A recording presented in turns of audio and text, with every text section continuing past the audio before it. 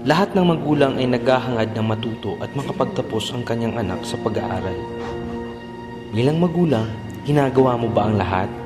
Malamang sa pananaw ng ilan ay ginagawa nila ang lahat upang matulungan ang kanyang anak. Ngunit hanggang saan ba ang responsibilidad ng magulang sa kanyang anak? Tulungang gumawa ng assignment? Bigyan ng baon? O ihatid sa paaralan? Ayon sa resulta ng National Achievement Test noong 2012, ang ARMM ang mayroong pinakamababang mean percentage score na nasa 37.11%.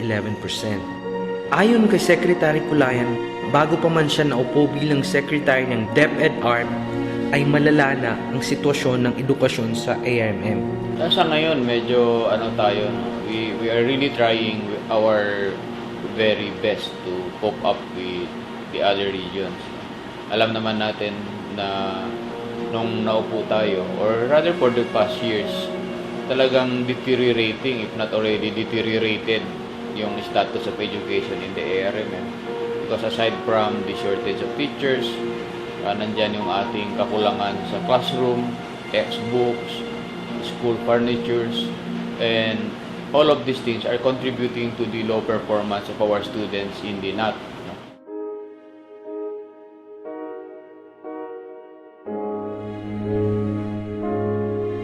Aside from the NAT, we have our unique assessment in the ARM. This is the regional assessment on math, science, and English and Arabic. And in all these assessments, it shows that we are really, we have not gone beyond the mastery level of the competencies. Aya watak na college na dua kataw, na aya high school na dua. Aya elementary ron mamuna talo. Iya na palay, ilaw. Iya ikaw yagan na misang area mi. Na pagkakuha ko ron na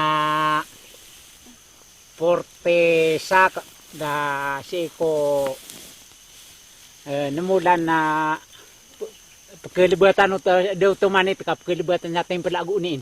Kaya pagkanit ko namulan na sa 5,000. Sama na to na si ko soldo na mulan na bagi-bagin ka so Na si ko soldo na mulan na di kini budgetan ko mga watak na mga eskwela. Agusto gimidi ko yak. Ag yung kota kanitang na 10,000.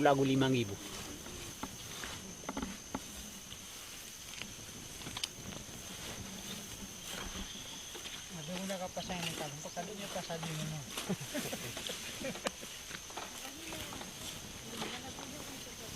Hakap kebinasan niya na pagulidin, kirakuan na petetaron, guria. natunep ka suya ni giralay dito. Nap ke swaya na gira inulid. Nap ke sompit na may top ke ko. Na 10,000 ke kuami, kira kaya libatan sa uni nagu tempela. Gira miya binasa.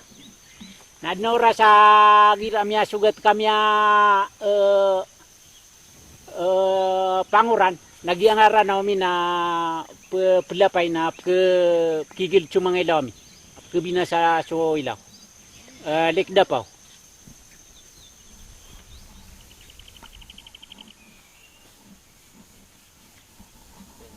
I'm Sabanya Giday Sumakal. 8 po ang anak ko, 4 na babae at saka 4 na lalaki. Ako ay housekeeper, tapos yung asawa ko ay nasa OFW. Isa yung nagka-college, 2 yung nag-high school, 2 ang elementary. Yung unang-una po ay yung minsan po yung sa Muslim ay rido, saka yung financial, saka yung mga bata. Minsan matitigas ang ulo. Hindi po nag-aral pag walang pera. Pag walang baon. Pag walang baon.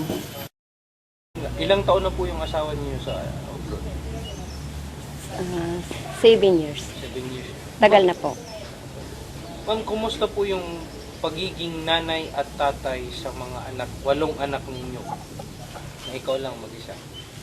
Mabuti rin at saka napakahirap. Bakit? Kasi parang wala tayong kasama na magdesisyon sa kasi minsan na may nangyayari na sa harapan mo na siyempre wala yung tatay na kulang talaga. Pero ay luto ka, baon ka. Da. Nato na yung recess, ano man eh. Uman recess na piling ka sa Why?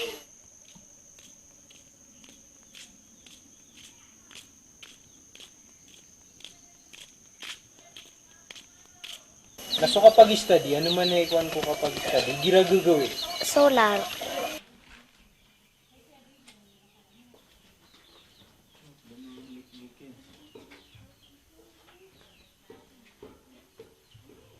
Hindi raw ko na ko lang ng sound to the Pira ka no class mo?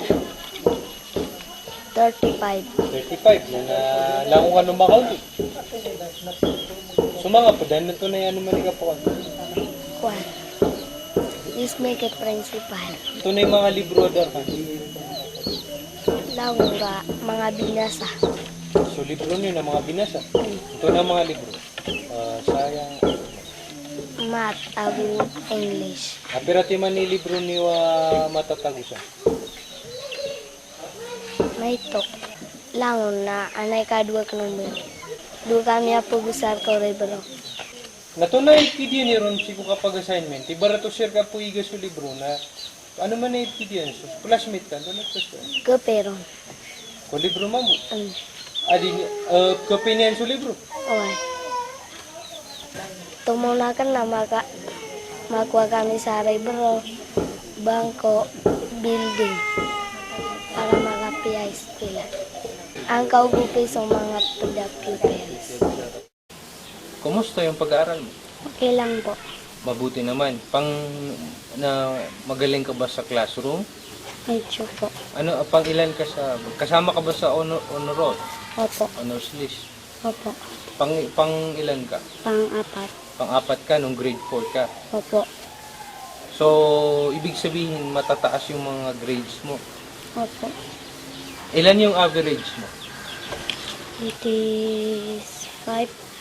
Ano yung pangarap mo sa future? Ano yung pangarap mo? Anong gusto mong maging paglaki? Gusto kong maging teacher. Gusto mong maging teacher.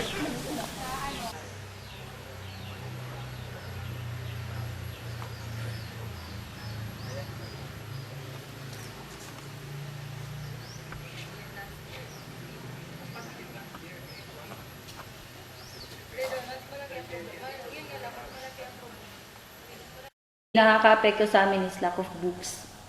Number one yun. Kasi on my, sa experience ko, nagtuturo ako ng English sa estudyante ko. Some of my pupils is using one book, 3 pupils. So, mahirap as a teacher na nakikita mong ganun. Sometimes, ang ginagawa ko na lang is, kailangan nakasulat na kami lahat sa Manila paper, para yung pag-ano na lang. Ang ginagawa ko, binibigyan ko sila halimbawa 15 minutes to write in their notebook, and then pagkatapos nun, I'll explain after nila maisulat. Kasi kung yung libro, nag-aagawan sila, so mahirap sa part ng teacher na makita mo na nag-aagawan sila ng books. Aside from that, as a teacher naman, nakikita ko rin sa mga pupils na yung iba more on siguro malayo yung pinanggalingan, nahihirapan sila.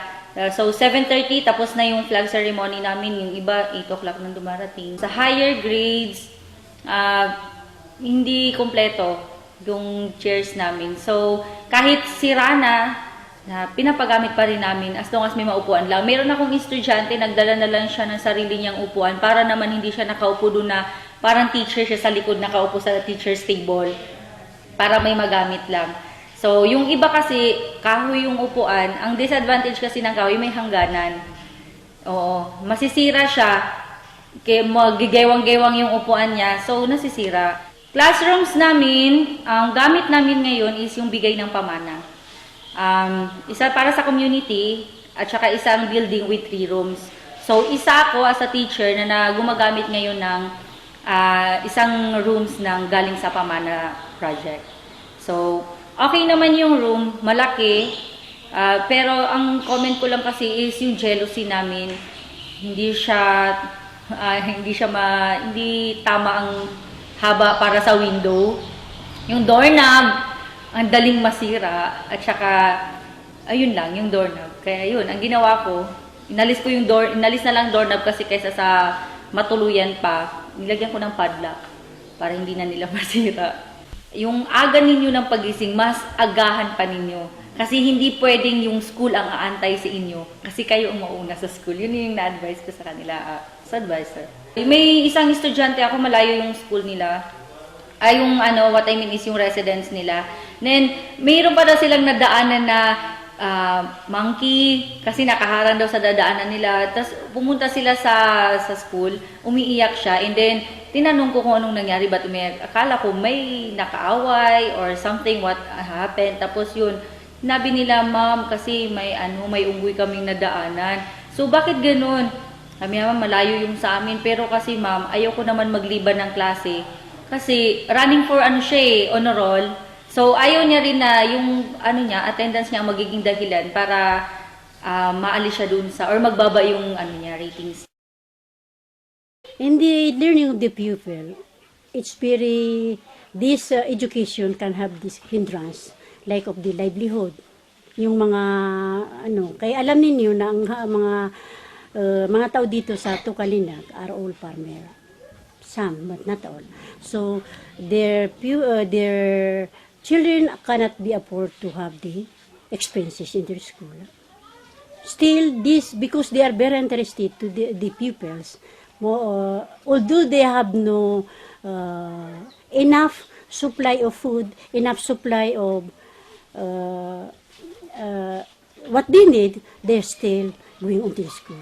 For they are very interested for acquiring. There are problems, or there are something we encounter about their learning. We are lack of books, because books are not sufficient supply. We are lack of building. 2 building with 4 classroom, Marcos type and Fidel Ramos building. The rest we use the building of the madrasa. Ginagamit namin ang building ng madrasa. At saka ang madrasa, ginagamit din lang building namin sa DepEd. Hindi kasi yung mga building namin. Kaya nga, yung kinder, yung grade 1 and grade 4, we use the building of the madrasa. So, yes, we have our supply, but it is not sufficient to our pupil. And the rest of the books which is required are lacking. 1:2. And there are books which has not been given to us, supply. Like of other subjects, like for example, Hikasi, English, home economics books. It really affects the learning because it is not complete to have this, like of the lesson. We are not really have the a good topic because we have lack of books. Likewise of the school facilities. Like for example? Like for example, this classroom, chair, table. Yung mula lang sa, I have already given a supply of 15 noong 2011. 50 pieces of armchair. That's only. The rest is fabricated. Temporary. What do you mean fabricated po, ma'am? Yung chair. Yung ginagawa ng fabricated. You are doing it with wood, it's ginawa ng wood. It's one just is good for 5 pupil, 4 pupil. That is before. Mga parent, pinagtulong-tulong ng gawa ng mga wood, made of wood. And this year, 2012, I have given 30 plastic chair from the DepEd. And 2010, I have also given a 10 plastic yellow. Wala, yung other chair na that is, pinagtutulungan namin ng mga tao dito, yung mga parent, magagawa kami ng mga temporary chair.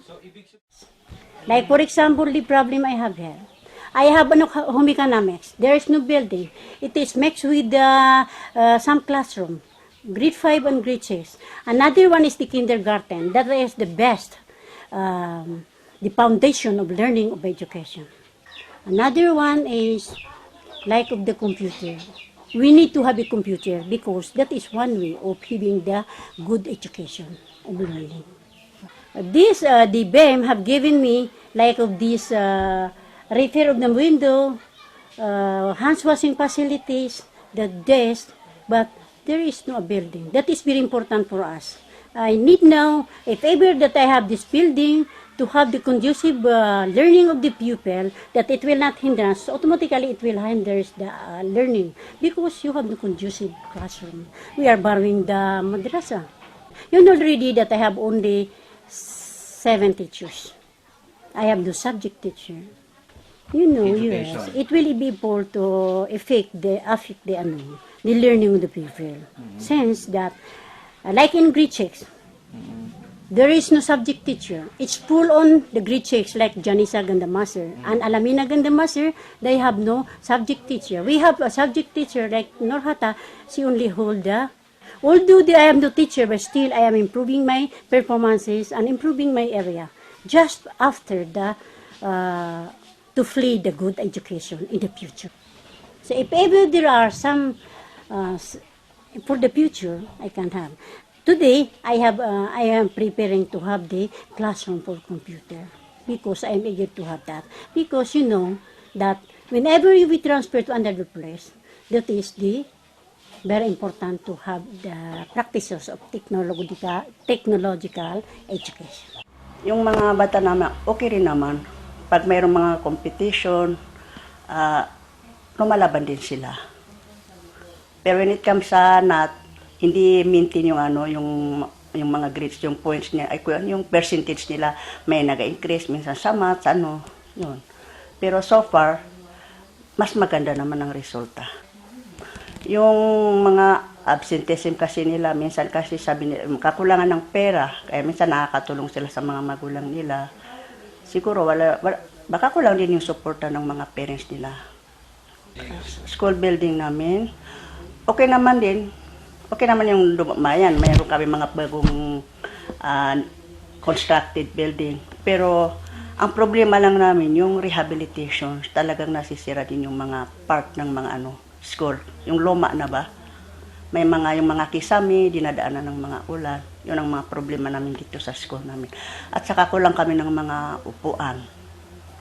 Kailangan namin ma-replace yung mga dating bigay ni Nakandaw. Yun ang gusto namin sana. Yung libro, maraming nakukuha ngayon, pero karamihan sa lower. Yung sa higher, hindi kompleto, katulad ng mga hikasi, sibika, mga kulang yan sa amin. Yung EPP, talagang yan ang problema namin sa EPP. Yung sa TLE sa high school, wala kaming mga libro. Kaya ang libro lang ngayon namin, yung isang ginagamit ng guro, isa. So yung mga bata, wala silang gamit sa EPP. Karamihan lang kasi nabibigay sa amin, puro math, English. So, kailangan bilang head, flexible understanding. Intindihin lang talaga yung totoo, real situation. Pero maayos naman. Oo. So far, kami dito sa Matanok Central, kami talaga, unity kami. Yung namin dito sa Matanok Central, increasing, may maintain, pero we cannot avoid, pag closing na, mayroon din nag-drop. Kasi minsan dahil hindi rin natin maiwasan lalo na sa Muslim area yung mga rido-rido. So yun, bumababa rin sila sa pero yung pag ganitong opening talagang kahit hindi malaki, tumataas din. Pero sa amin dito kasi naalala ko talaga nandoon din sa namin 300, 400 ngayon umaabot na kami ng 600 eh. Mga anong year po yung 200, 300? Mga 2007, mga ganon. Pero mula nung 2000... Last year, ilan po? 500 plus. 589. 589 ang namin. Kaya lang naman din, ang problema lang namin, when it comes sa kasi yung ratio, sabi nila, kailangan daw pinakamaliit na ratio is 1:30. Tapos kung sobra, 25, paano rin naman na Kailangan mas marami talaga yung guro kasi sabi nila dapat iba yung guro sa librarian, iba yung guro sa science. Kung doon tayo ibabasin natin ang ratio doon, talagang maliliit ang ratio. Kasi paano yung hindi naman talagang advisory living teachers masasali sa ratio? First sa amin, libro. Lahat ng English, Filipino, Science, Mathematics. Mayroon kami, kaya lang more on mga damage kasi 5 years na. Tapos, mga yung iba, basa na. Yung iba, sirang yung mga pages. Kaya, nahihirapan kami kasi magsusulat muna bago magturo. Yung mga facilities na kinakailangan ng mga bata. Like mga books. Kulang pa rin kami ng mga chairs.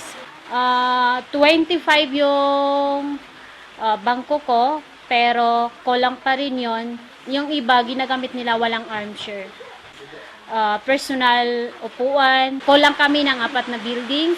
At saka, dapat kasi yung mga hili clubs, dapat nakaseparate yan kasi may mga cooking camps. Tapos may mga activity dapat gawin na hindi kailangan gawin mismo sa classroom. So, yun ang aming kinakailangan. Geographical location is not really that much of a problem, no? But what the main problem has been the recruitment process, because although ang nare-recruit natin, karamihan kasi we still have more volunteer teachers, no?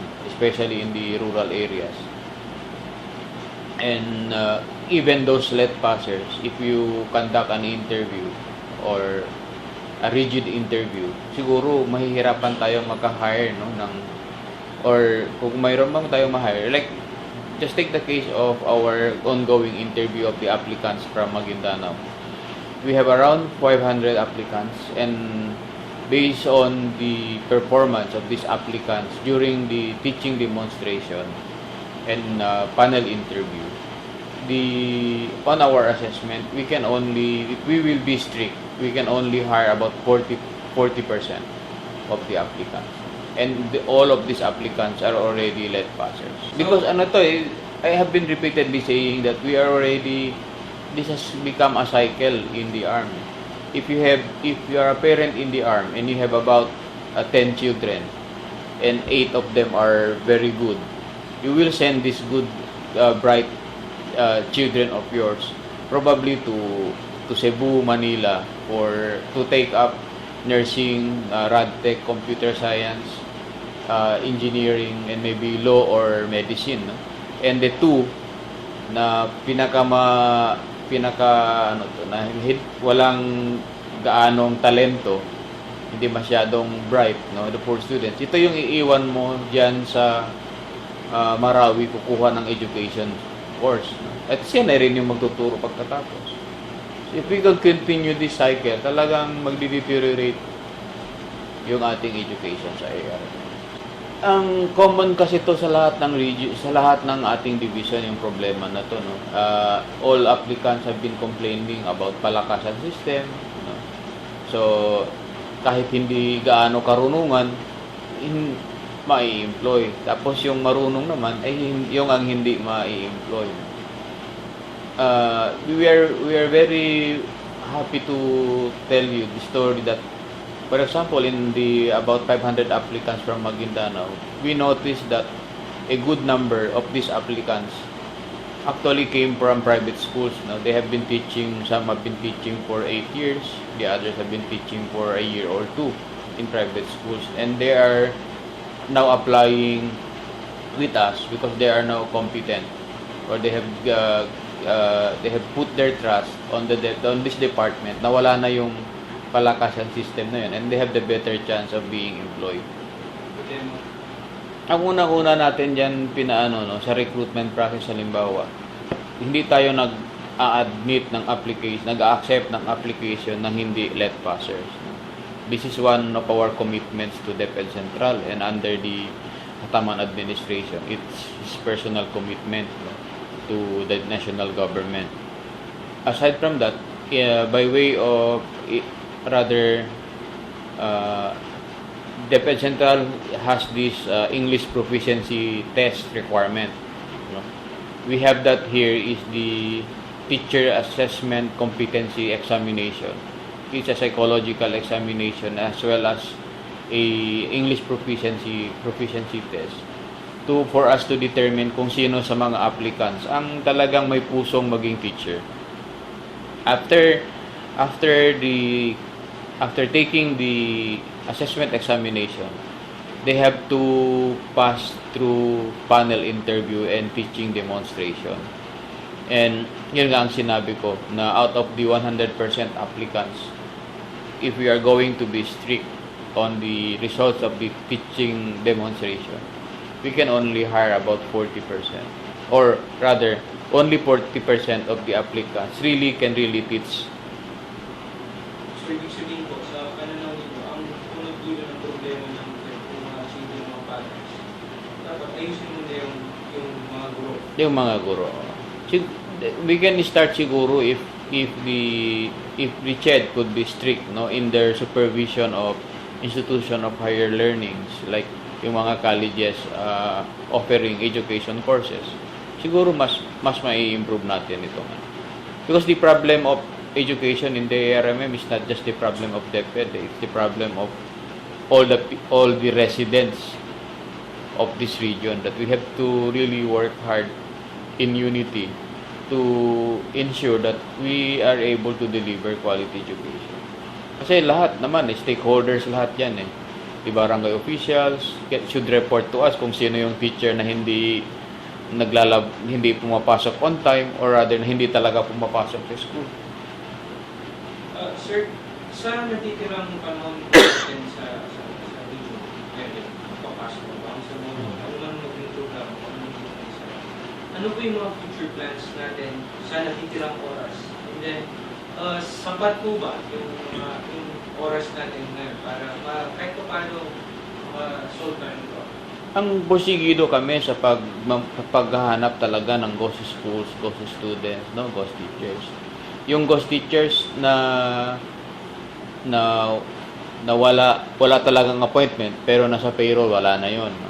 Ang problema na lang natin ngayon, kung may mga teachers na magpapasubstitute illegally, no? Meaning they are public school teachers but instead of personally being present at the school campus, ka-hire siya ng ibang tao to teach in his behalf, no? Tapos siya siguro nasa Green Hills nagbebenta ng kung ano-ano doon. Yun ang malaki naming problema because we do not have the personnel, the manpower, no, to check. When we cannot entirely rely on our principal because our school heads may be in cohorts, no, with them. And it is in this that we really need the active participation of all the stakeholders. Kasi sila naman yung nakakaalam na hindi na pala si Teacher A yung nasa eskwelahan, si Mr. B na. So, dapat sila yung magbibigay ng feedback sa atin na this particular teacher is not reporting to the school. Sa aspeto naman po ng mga armchairs at iba pang kagamitan pang eskwela, kumusta naman po yung ating response sa kakulangan sa We are very fortunate na under the Aquino administration, they have been infusing too much investment on school building. So, last year we got 1.3 billion fund for school or classroom construction. Then ngayon meron tayong about 900. Then the year previous to the 1.3, meron tayong about 900. So for the past 3 years, we have around 3 billion fund for classroom construction. And aside from that, meron tayong beam arm program wherein 1,500 classrooms are to be constructed or rehabilitated for as part din yon, no, ng component on basic education. Andiyan pa yung social armed social fund, no? They have been also constructing several classrooms. And of course, sa tingin ko, we will be having lesser problem on classroom shortages. At our remaining huge problem is the school furnitures. Kasi yung school furnitures na yan, kasabay yan ng school building. So, if the school building was constructed during Marcos era, natural, yung upuan nun wala na. No? Yung bagong upuan naman binibigay ng DepEd Arm ngayon, DepEd Central ngayon, is for newly constructed classrooms. So yung shortage natin is doon sa old buildings. And luckily, the Turkey International Cooperation Agency, or TICA, pledged to donate 100,000 pesos for the purchase of these classrooms, school furnitures. They came here to my office last year, and we had a discussion on this. Aside from donating to us 100 computers, they pledged to donate 100,000 for the purchase of school furnitures. And for this Brigada Eskwela, rather than limiting ourselves to minor repairs, painting, pagpapalit ng mga pag-ayos ng door jamb or windows, ganyan, I encourage the members of the cabinet and officials of the ARMM during the last cabinet meeting we had last month. Pinopropose ko na for every official in the ARM to adopt a particular classroom anywhere they want and provide that classroom with the furniture requirement. So sabi ko, 50 armchairs will just cost, each armchair just cost about 800 yata eh. So that 50 would just be 40,000 pesos. And from an agency as big as DPWS, they can probably give around 100 armchairs in just one district, and that would be a good improvement already. May mga savings pa. Ha? May mga savings May mga savings pa naman sila eh. Sir, may background na po siguro kayo na sa check message. Apo. Gaano po kahalaga sa present niyo po yung status ng education natin ngayon, and then yung mga problema, gaano po kahalaga ang magkaroon tayo ng citizen participation na sila yung mag-involve sila sa pag-learn ng kanilang mga anak. Very important. No? Citizens' participation is very important. Even if we are not actually checking every detail we want from a school, we notice already that the school that is most improved, no, or more improved compared to the others in terms of physical appearance ng eskwelahan, halimbawa. Nakikita mo rin doon sa result ng assessment on NAT, Ramsey, and the performance of the teachers. A big factor is really the citizens' participation. Whenever the citizens or the stakeholders, the parents mismo ng mga students, the local government officials in the community where the school is located, kapag lahat-lahat sila nagsasabay-sabay na nagtatrabaho, or rather nagmamatchan, mapipilitan yung aming mga teachers na maging maayos. And may we had requested the World Bank to conduct the Public Expenditure Institutional Review. Ang isang component doon is for the group to conduct a survey on selected schools at random. So the first survey we had last year covered 161 schools. And the result was 30% of our teachers were 30% yung tardiness, 30% yung absenteeism ng teachers and students. So it shows that if we had an active citizenry or stakeholders checking on these schools, those absenteeism and tardiness would have been avoided or rather reduced drastically. Kung sakali, ready po ba tayo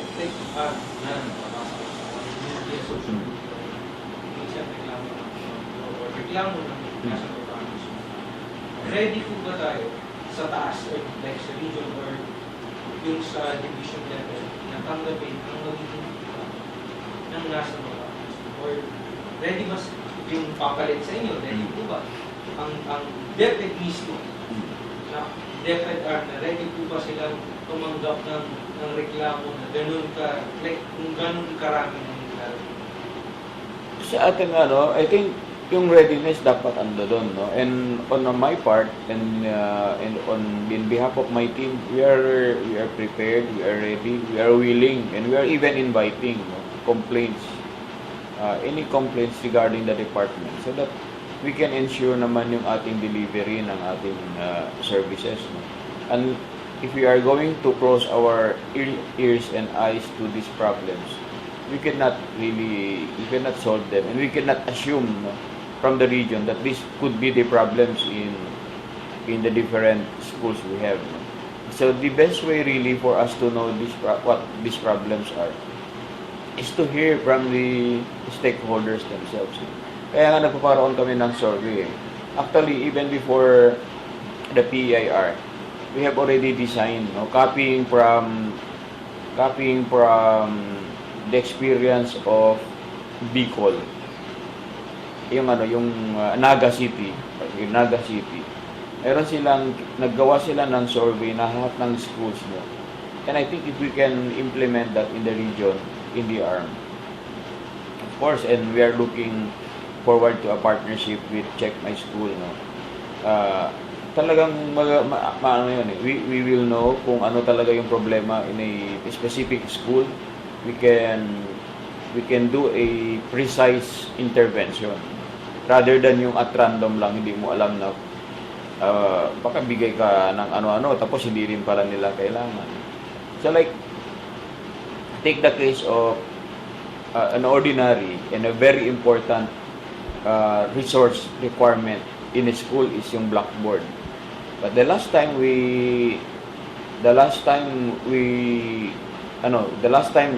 some schools received blackboards from the government was yung panahon pa raw ng Seaborn, and that was a very long time ago. And it is only this administration na nagbibigay tayo ng blackboard. So we started in the island provinces. We already covered the entire province of Basilan and Lamitan. We are now proceeding to Sulu, and next is Tawi-Tawi. And here in the mainland, nag-start na kami noong last year pa ng pamimigay ng blackboard. But I made sure na si principal, sasabihin talaga niya yung kailangan niya. Huwag niyang sabihin yung number of classrooms times 2. Kasi masasayang din naman yung blackboard. So sabi ko, you just tell us kung ilan talaga ang dapat mong papalitan, ilan talaga yung kailangan mo. Yun lang yung ibibigay natin. Sir, naalala ko, pare-pareho po ba ng character yung problema ng bawat institution sa art? Hindi naman pare-pareho, no? Halimbawa, ang problema natin sa Lanao is marami na tayong teachers, marami na tayong schools, pero bakit ganyan pa rin yung ating education? In Sulu, for example, ang problema namin doon is bakit for the past years hindi nag-i-improve yan kanilang NAT performance. In Tawi-Tawi, for example, ang problema natin doon is bakit dumami yung school building in some areas tapos wala naman sa ibang areas. Tapos problema natin in Basilan, for example, yung continuing threat ng kidnapping, extortion sa ating mga teachers. Sir, na yung interview ko po siya natin sa Kualas, Tukalina Elementary School. Ang case po naman po nila, nakikiram sila ng building sa madrasa. So, magkatabi yung, may dalaw siyang 4 na building, dalawang building siya, may madrasa doon. Ginagawa niya, nakikishift na. Nakikiram sila sa madrasa. Anong school? Tukalina Elementary School. Tukalin. Ang problema kasi dyan sa Lanao and even sa ibang region din, no? Iniisip natin kasi ang paggawa ng school parang paggawa ng mosque. Na in every community, dapat may masjid tayo o may mosque. It should not be the case naman eh. In the case of the mosque, pag gumawa ka ng maraming mosque, mag-create ka ng disunity among the Jamaah. No?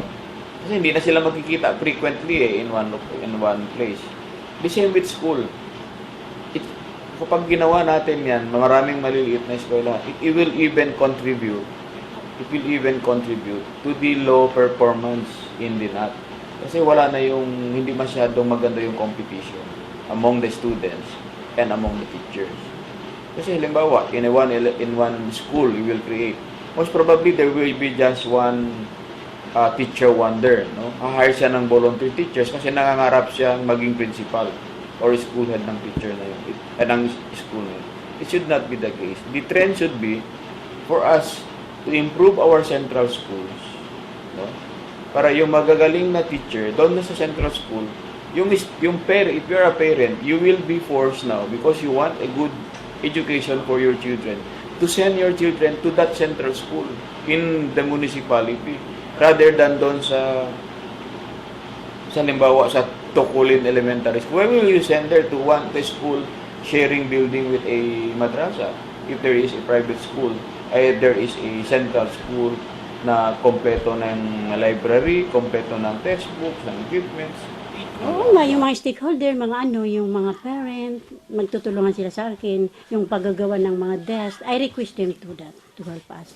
Because parents are concerned with the learning of the pupil. Ano po yung mga Yung nagbibigay sila ng wood, magbibigay sila ng nails, magbibigay sila ng mga bamboo, they contribute with their works. Silang nagagawa doon. That is what I see, the LGU. The chairman of the TUCA and the chairman of the TUCA and the chairman of TUCA. You know that this school is combined of two barangay, TUCA, Linak Elementary. Each of them helped me, but not too much. Sometimes they giving me a contribution of donation of when I buy both instruction material, they contribute a little amount for me. That is for the So, tumutulong po ang local government unit natin. yung mga kagawad na rin, mga kagawad ko.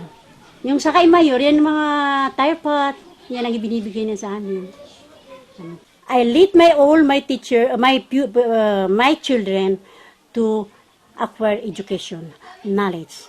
And opportunely, that is also my guideline to my pupils, the pupils. I'm always with that I lead my children to study harder. And though I have no money sufficient money to give to my children for support, still they are looking for my initiative, and now they are all successful.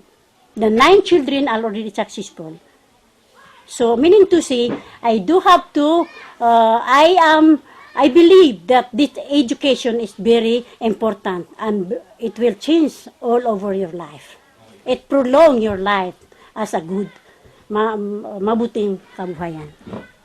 Due to the education acquired. We are already different by having a training. Magsimula sa supervisor, principal, is it not? Like of the K to 12. Yes, we have learned much on that. What I did is, I make a roll on with my teacher. Exactly, I am substituting the teacher. There is a time that there is teacher absent. For the goodness or wellness of the pupils, I have to substitute the teacher who are absent. Another one, I required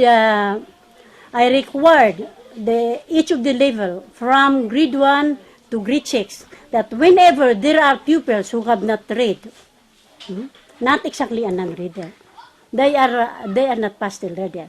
So I try them to gather them in a class. What you have seen, that is proposal for computer. There is a blackboard there. So I used to review there and somewhat remedial. Okay. This, as being a leadership, yes, it is your responsibility and you are concerned of the quality education and the learning of the pupil. What I did is this. I always practice that whatsoever lacking on my teacher, I have to provide. Although although the supplies given to us is insufficient, I trying myself to have that important instructional material to my teachers through my initiative. Ang kakulangan sa textbooks, ang ginagawa ko bilang head, minsan humihingi ako sa ibang school. Alam mo, yung mga kaibigan ko sa Cotabato, humihingi ako ng mga, kahit iisa lang basta mayroon lang guide yung mga guro ko. sa pagtuturo. Tapos when it comes doon naman sa mga minsan misunderstanding namin, kinakausap ko na lang yung concerned teachers. Pag tinatawag namin sila sa meeting, umaatin sila, kung may mga hinihingi namin tulong, sumasali sila. Yung mga parents congress, nandyan din sila, laging handa. Sa enrollment, okay rin naman sila. Yung mga anak nila, pinapayagan nila to attend whatever activities. Nandyan din sila. Dumarating po ba sa punto na nagpo-volunteer sila na like, ito yung tulong na puso? Oo, lalo-lalo na sa preschool. Kasi katulad ngayon, programa natin ngayon, pag walang preschool, no grade 1. So, wala talaga tayong guro. So, ang ginagawa ng mga parents na lang, talagang volunteer, they design the papers na talagang agreement between the parents at sa akin bilang head, na they're going to give 100 pesos for the preschool teachers, volunteer teachers. Kasi mahirap din naman talaga magturo sa preschool na yung walang sahod. So kasi kulang kami ng guro, kaya yung mga aplikante, humingi ako ng tulong sa kanila. So yung mga parents naman na nagbibigay ng 100 per month sa bawat bata. So, yun ang how much po yung naiipon natin from their contribution po? 2005 kasi each session naman is 25 heads sa preschool. So bawat isang bata na yun, nagbibigay sila ng 100. Pero hindi naman talagang nagbibigay sila simultaneously per month. Mayroon yung nabubuo. After 1 year, so they're giving 1,000. So yun ang naging sweldo Yun ang sweldo ng preschool. Oo. Ano naman po yung participation ng local government, like the barangay local government? Ano po yung mga tulong na Yung mga tulong lang naman nila dito, minsan kung mayroon kami mga meeting, halimbawa mga district meeting, nagbibigay sila ng mga pagkain, yung mga pambili ng mga pagkain. Pero kapag hinihingi namin talaga yung tulong, talagang nila, nagbibigay din sila in amount. Pero kung kailangan naman physically, nandyan din naman sila. Ay, okay naman din yung sa division kasi from time to time pumunta sila dito. Katunayan nga, mayroon kaming mga tinurang sabi nilang na yung mother na adopted mother. Na yun ang talagang assign sa amin magbisita para monitor sa amin. Kung whatever problems na nangyari before the evaluation, so natatanong niya, nalalaman niya, so nakakapag-suggest siya what to do. bagong policy po ng division? Ano po yun? Mga 3 years ago na nagkaroon, medyo matagal-tagal na rin yung yung pag magkakaroon kami ng bawat district ng adapted school. Katulad sa amin, na-assign sa amin si Ma'am Ginda, Ma'am Ginda Hasani. Siya ang na-assign na adopted mother ng Buldon Barrera at Matanog. Parang pa, including Parang. So why ARMM? Given the promising situation in ARMM, wherein there are reforms and then there are ongoing efforts to be able to really build on the governance system and also to improve the situation of ARMM, we thought that it's important to have Check My School in it. Because there's a lot of opportunities in terms of the people, the culture, at the same time the environment surrounding ARMM. And the idea is to have Check My School since for the longest time ARMM has been considered as one of the poorest areas. And at the same time, it has the lowest, according to the NAT score, it has the lowest performance. So this is a good opportunity to be able to really test Check My School at the same time, see its contribution in terms of empowering the people, and at the same time connecting citizens and government. Because this is the time wherein the government is really open and embracing the idea that we want change, we want reform, and then we want this kind of engagement to be able to really have concrete actions to improve the current situation that we are in. So that's the idea. At the same time, we also see several interests from groups in ARMM that they see that maybe we can give this a chance to be able to see that there's change in terms of the performance, at the same time the education services in ARMM. Because as we see it in the media or in actual visits in the school, we see that it's really far behind from other areas.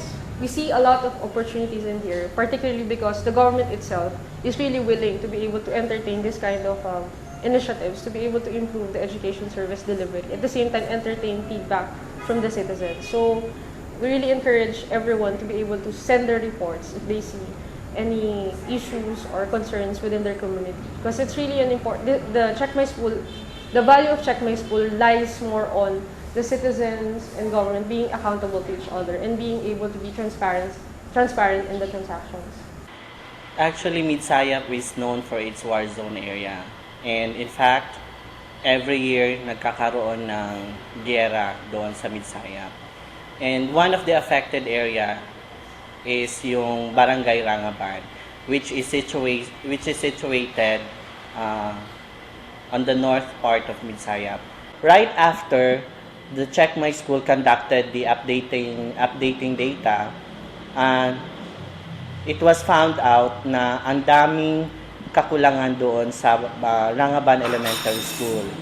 Maraming nasirang mga school facilities, and to know, based on the result of the updating data, the Rangaban Elementary School has only three classroom buildings, and one for the grade 1 and 2, 2 for the grade 3 and 4, and 3 for the grade 5 and 6. So, napaka-importante ang education doon sa Midsayap because, as we all know, ang daming hindi nakapag-aral ng dahil sa sitwasyon and because of the peace and order situation.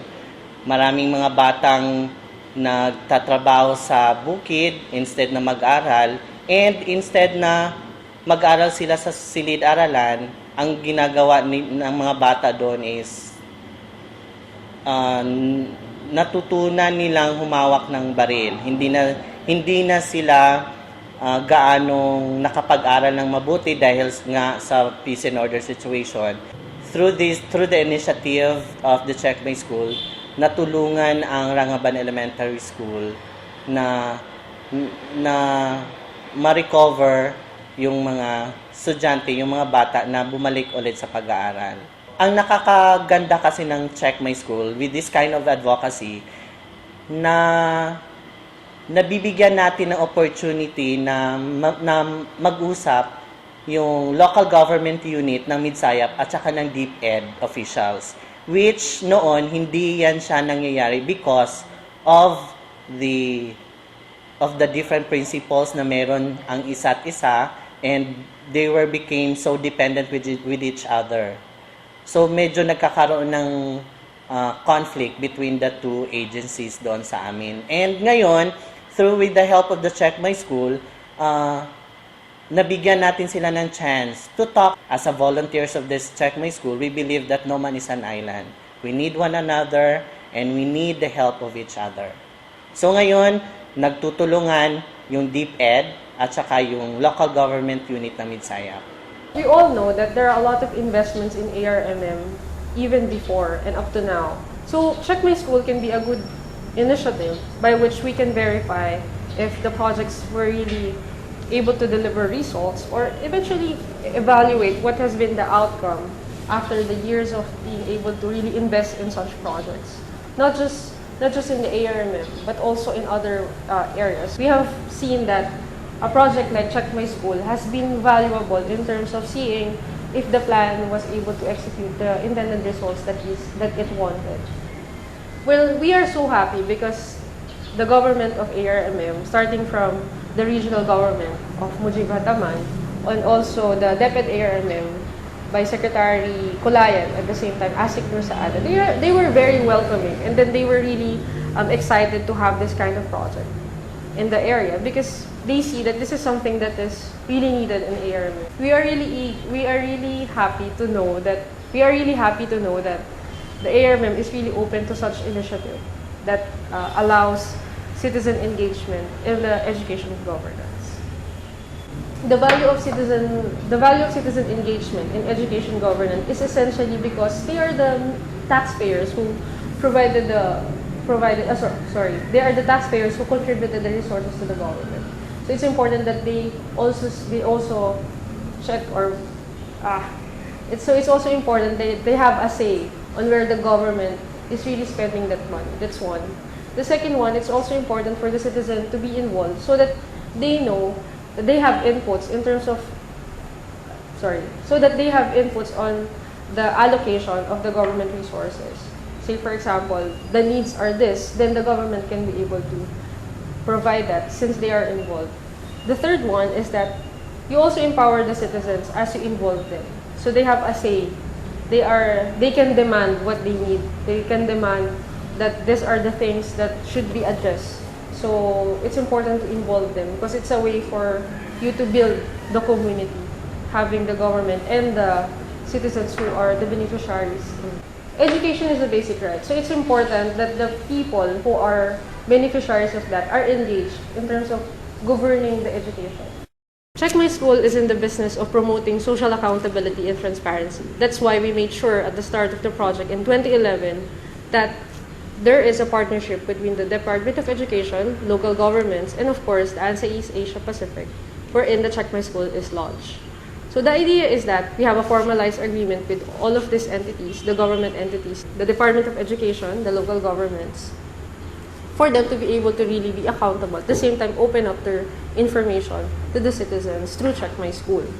Now we're also adapting the same mechanism as we bring Check My School to ARMM.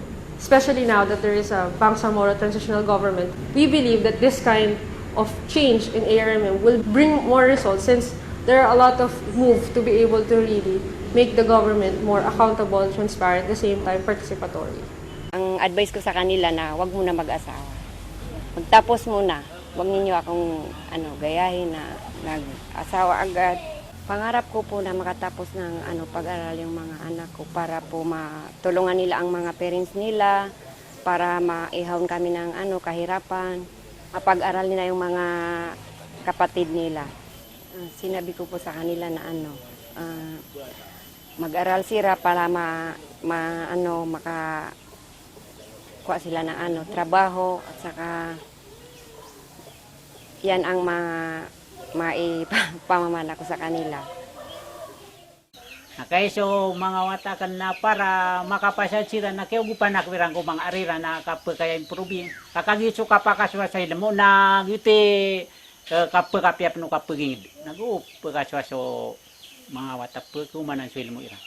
Nagiti importante makaswa sa mga watakan na kay giso ilmo na di kida ko matatago ko mga wata nagito din ni ka basta na ilmo yan nagiti malbuda pa ako sa riski runuan lah. Nagiti ko concentrate ko makapasad sa mga wata nakaubas yan di makagano kasang masusuak na kapirmero. Antonab si pamana pangarap ka tunay tumon ka course anong gusto mong maging paglaki mo? Attorney, anang kaugupi si umiyag si bapag sumapagariakan. Inor ka importante sa class? Para ko makaswa. Agu? Gaano ka importante sa'yo para sa'yo ang pag-aaral? Importante sa akin ang pag-aaral para magandang kinabukasan ko. Ano yung pangarap mo para sa school mo? Sana maayos na po. Ano yung maayos na? Yung mga upuan, yung mga pinto. Gusto kong maiahon sila sa kahirapan sa buhay. Bakit kailangan maging magaling ang isang bata? Magaling sa classroom?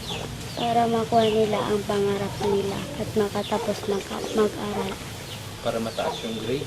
Opo.